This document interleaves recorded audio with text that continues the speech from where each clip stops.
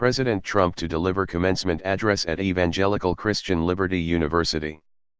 President Donald Trump is delivering his first commencement address at Liberty University, the Christian school whose leader was among Trump's earliest and most vocal supporters.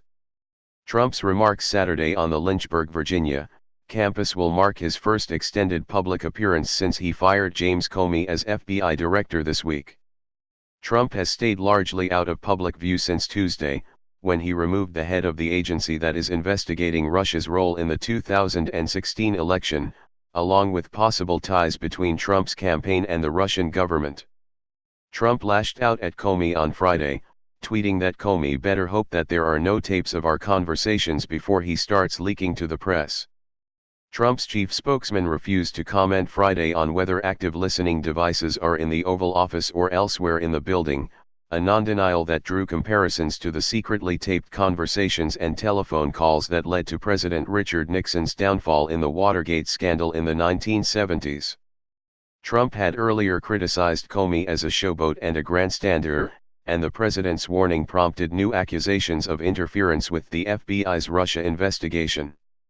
In his weekly address to the nation, Trump said he was delighted to be participating firsthand in the excitement as students and faculty celebrate Liberty's more than 18,000 graduates.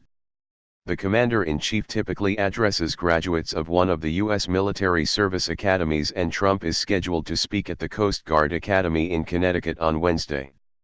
To young Americans at both schools, I will be bringing a message of hope and optimism about our nation's bright future, Trump said. Jerry Falwell Jr., Liberty's president, helped Trump win an overwhelming 80% of the white evangelical vote. A recent Pew Research Center survey marking Trump's first 100 days in office, a milestone reached on April 29, found 3/4 of white evangelicals approved of his performance as president, while just 39% of the general public held the same view.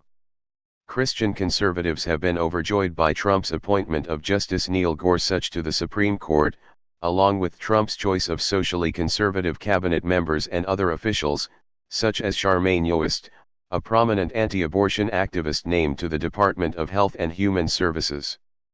But they had a mixed response to an executive order on religious liberty that Trump signed last week.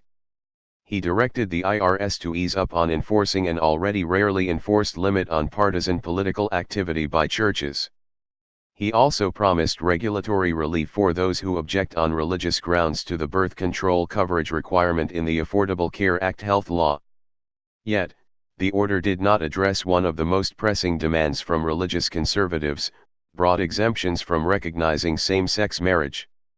Still, Falwell, who endorsed Trump in January 2016 just before that year's Iowa caucuses, praised Trump's actions on issues that concern Christian conservatives.